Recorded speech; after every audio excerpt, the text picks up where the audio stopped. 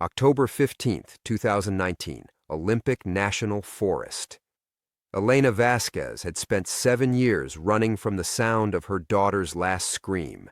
That morning, Rex started barking at the tree line like he'd seen a ghost. Elena followed him to the sinkhole. 40 feet down, a mother bear clawed desperately at limestone walls while her cubs cried from a narrow ledge, the same scenario that destroyed her life in 2012. Elena could have walked away, should have walked away. Instead, she grabbed her rope. What she found at the bottom changed everything she thought she knew about the night Maria died. The Park Service had lied, the police had lied, and someone had been watching her cabin, waiting for this exact moment. 7 years of guilt, 7 years of running, all leading to this hole in the ground where the truth was waiting. Before we jump back in, tell us where you're tuning in from, and if this story touches you, make sure you're subscribed, because tomorrow I've saved something extra special for you. The rope burned through Elena's gloved hands as she rappelled into the sinkhole, Rex's frantic barking echoing from above. 40 feet down felt like a descent into her own grave, the same distance Maria had fallen before the bear found her. Elena's boots scraped against limestone, sending loose rocks tumbling into the darkness below where the mother bear's breathing came in ragged huffs. The cub's cries pierced the air, high and desperate, just like Maria's voice that night 7 years ago, calling for help that came too late. Elena's hands shook against the rope. Every instinct screamed at her to climb back up, to let nature take its course, to stop playing God with things she couldn't control. But Rex had led her here for a reason. In 7 years of isolation, her German shepherd had never been wrong. 20 feet down, Elena's headlamp caught something that made her freeze mid-rappel. Wedged between two limestone formations, partially hidden by decades of debris and moss, was a fragment of blue fabric, the exact shade of the jacket Maria wore the night she died. Elena's breath caught. The Park Service report said Maria's body was recovered completely, every scrap of clothing accounted for. She forced herself to keep descending, even as her mind raced through possibilities she didn't want to face. The mother bear spotted her at 15 feet, and reared up with a roar that reverberated off the sinkhole walls. Elena froze, rope cutting into her palms. The bear was massive, easily 400 pounds of muscle and desperation. Her dark eyes locked onto Elena's, wild with maternal fury and exhaustion. How long had she been trapped down here? Days? Weeks? Elena spoke in the low, calm voice that had once made her the best wildlife specialist in 3 counties. "Easy, Mama. Easy. I'm here to help." The words felt foreign after years of silence, but they came naturally, muscle memory from a life she'd abandoned. The bear dropped to all fours but remained tense, watching Elena's every movement. Behind her, 2 cubs huddled on a narrow ledge, their cries weaker now. Dehydration, starvation. They wouldn't last another day. Elena touched down on the sinkhole floor, her boots crunching on loose gravel, and something else, something that made her stomach clench. Scattered among the debris were fragments of human bone, weathered white by time but unmistakably human. A piece of skull, part of a rib cage, and there, half buried under a pile of leaves, the unmistakable curve of a human femur. Her headlamp swept across the ground, revealing more fragments. Too many bones for one body. The official report said Maria died alone, said the other family members, the Hendersons from Seattle, had been found miles away, victims of the same rogue bear that killed her daughter. But here, in this hidden grave 40 feet below ground, Elena was looking at evidence of something else entirely. Someone had used the bear attack as cover. Someone had dumped bodies in this sinkhole and let Elena carry the guilt for failing to save them. Let her believe her daughter died because Elena wasn't fast enough, wasn't good enough, wasn't the ranger she'd trained to be. The mother bear shifted closer, her massive head swinging toward Elena. But instead of aggression, Elena saw something else in those dark eyes. Recognition, understanding, as if the bear knew Elena was here to help, not harm. Elena pulled the emergency tranquilizer dart from her pack. Old habits died hard, and she'd never stopped carrying rescue gear. Her hands were steady now, purpose overriding 7 years of fear and self-doubt. The bear needed to be sedated before Elena could set up the pulley system to lift her and the cubs to safety. But as she prepared the dart, her headlamp caught something else. fresh tool marks on the limestone walls, recent scarring where metal had scraped against stone. Someone had been down here recently, someone with equipment. The hair on Elena's neck stood up as pieces clicked together. The sinkhole opening had been covered when she found it, not by natural debris, but by carefully arranged branches and leaves. Someone had wanted the bears to fall in, had wanted Elena to find them. Someone who knew she couldn't resist a rescue, who knew exactly which psychological buttons to push to draw her out of 7 years of hiding. Rex's barking changed pitch from above, shifting from anxiety to alarm. The sharp staccato warning bark he'd used during their search and rescue days when they detected human scent. Fresh human scent. Elena's blood turned to ice. Someone was up there, someone who had been waiting and watching, who had orchestrated this entire scenario. The same someone who had buried bodies in this sinkhole 7 years ago and let a broken mother take the blame for failing to save them. The mother bear sensed Elena's sudden tension and rumbled low in her throat. The cub's cries echoed off the limestone walls. And somewhere above them, Rex's warning bark cut through the morning air like a blade. Elena was trapped 40 feet underground with the evidence of a 7-year-old cover-up, and whoever was responsible had finally come to clean up loose ends. Elena's mind raced through 7 years of careful isolation, all the routines and rituals that had kept her breathing when breathing felt like betrayal. The small cabin tucked against the tree line where she'd learned to measure days by the sound of Rex's footsteps on worn floorboards, the garden where she grew enough vegetables to avoid town trips, her hands finding peace in soil that held no memories of failure. The morning hikes along paths she'd mapped herself, far from any trail that might bring visitors or questions, or the crushing weight of recognition in strangers' eyes. Rex had been her anchor through it all, the only witness to her daughter's death who didn't blame her, who still trusted her judgment even when she'd lost faith in everything else. He'd been Maria's dog first, a gangly German shepherd puppy she'd rescued during Elena's final year as head ranger, when their small family still believed in happy endings and Elena's uniform still meant something. After the attack, after the funerals and investigations, and the slow dissolution of everything Elena had built, Rex became her lifeline. He'd follow her to the edge of the world if she asked, had already followed her into 7 years of self-imposed exile without complaint. Every morning he'd bring her his leash with the same patient optimism, as if today might be the day she remembered who she used to be. Now he was 40 feet above her, barking warnings she couldn't ignore. Someone was coming, someone who had waited 7 years for this moment. Elena's hand tightened around the tranquilizer dart as she studied the mother bear's massive frame. Even sedated, moving 400 pounds of unconscious bear through 40 feet of vertical limestone would require equipment she didn't have. The cubs she could manage. They were small enough to carry in her climbing pack. But their mother would need a specialized rescue team, the kind of operation Elena had coordinated dozens of times during her ranger days, the kind that would bring authorities, questions, investigation into why human remains were scattered across the sinkhole floor like broken promises. The mother bear's breathing was labored, her thick coat matted with mud and debris. How long had she been down here? Elena knelt slowly, keeping her movements deliberate and calm while her headlamp swept across the bear's hindquarters. There, a deep gash along her left leg, fresh enough to still seep blood. She hadn't fallen accidentally. Something had driven her toward the sinkhole opening, something that had hurt her enough to affect her judgment.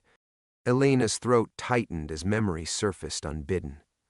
Maria at 15, arguing with her mother about bear safety protocols while they planned a camping trip Elena would never approve. "You can't save everything, Mom. Sometimes things just happen."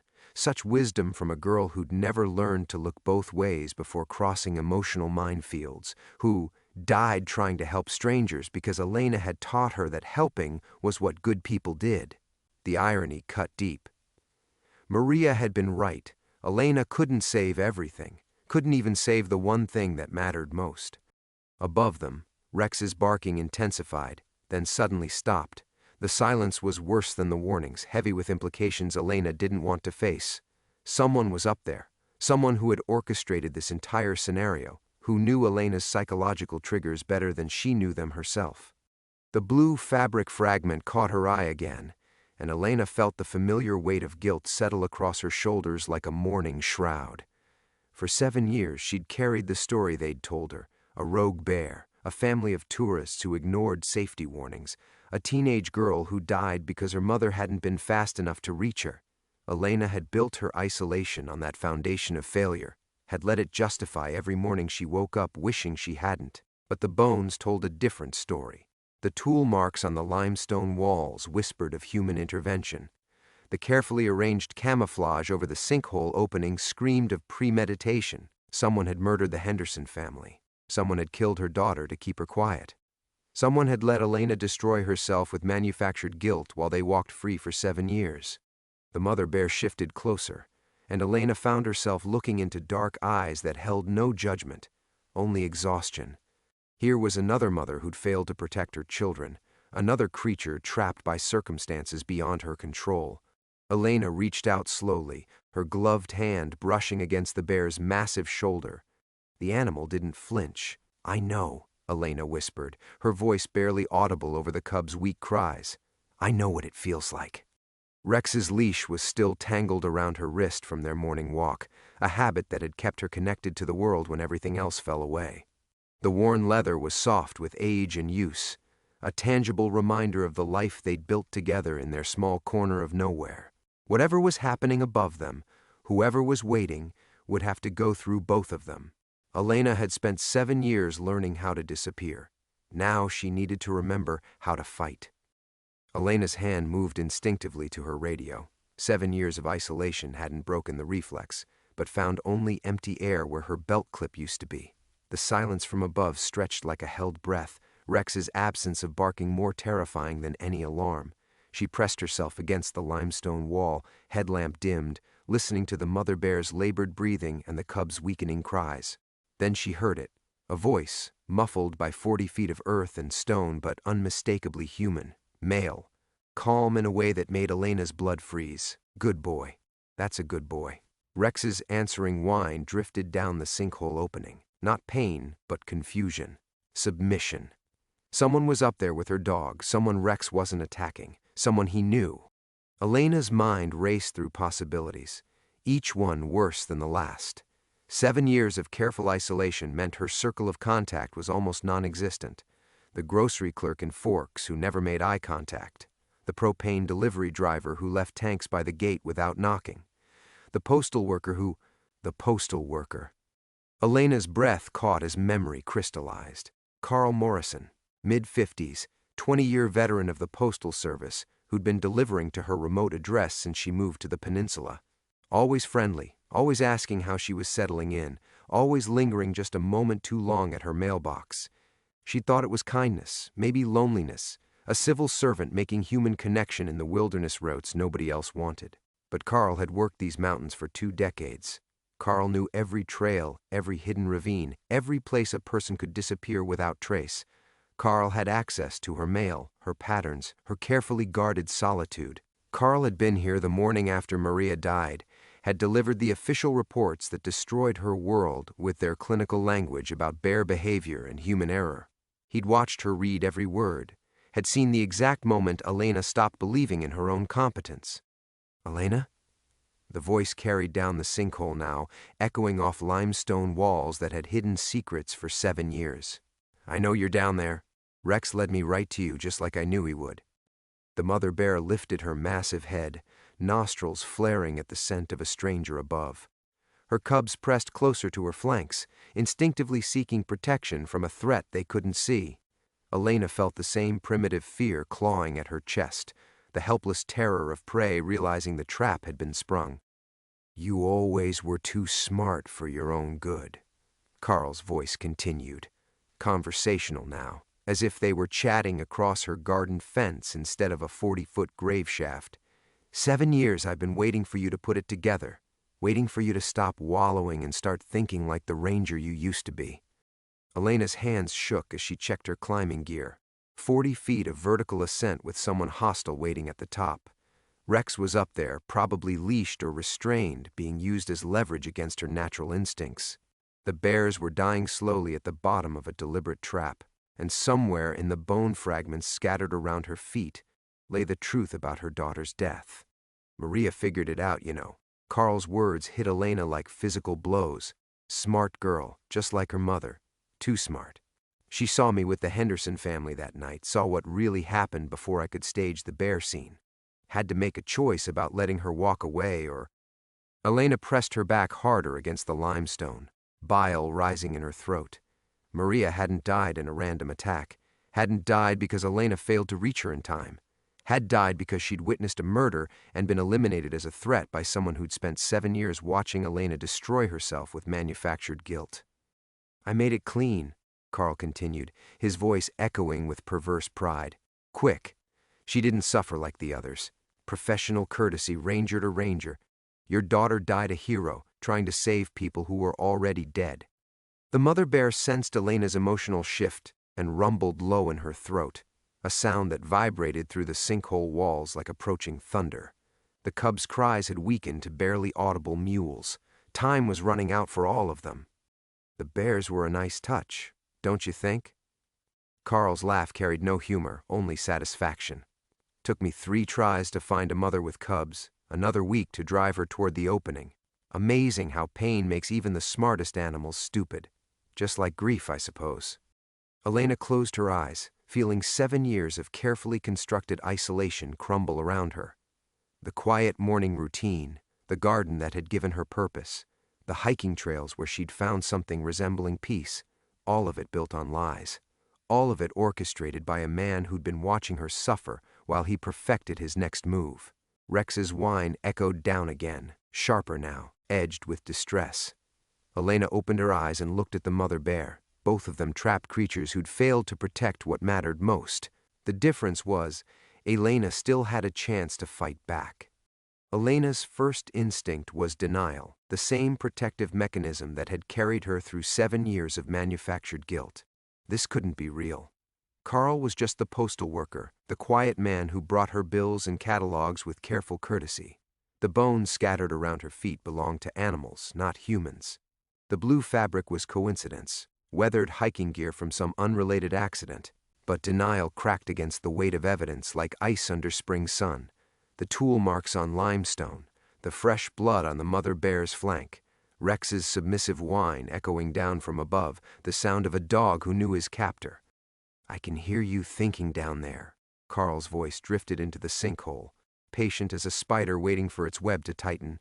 Same way you used to think when you'd find campers in restricted areas. Remember those days, Elena, when you still believed you could save everyone? Elena pressed herself deeper into the shadows, fighting the urge to respond. Speaking would confirm her location, give him tactical advantage he didn't need. But silence felt like surrender, and she'd surrendered enough for 7 lifetimes. The mother bear shifted restlessly, her massive frame blocking Elena's view of the cubs. Their cries had weakened to whispers now, dehydration claiming them by degrees. How long had they been trapped? How long had Carl planned this elaborate reunion? Rex remembers me, Carl continued, and Elena caught the satisfaction in his tone. Used to give him treats when I delivered your mail. Smart dog, loyal. Amazing how loyalty can be, redirected with the right approach. Elena's hand found the tranquilizer dart again, muscle memory from her ranger days. But the math was impossible.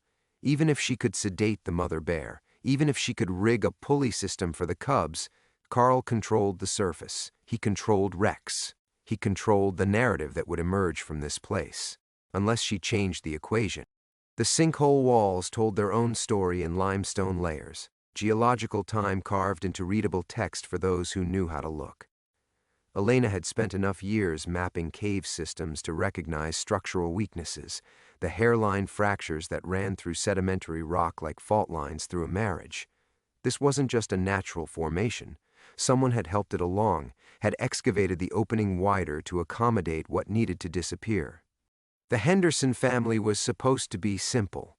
Carl's voice carried an odd note of grievance, as if Elena should sympathize with his professional challenges. Drug deal gone wrong, dealers needed disposal. But your daughter...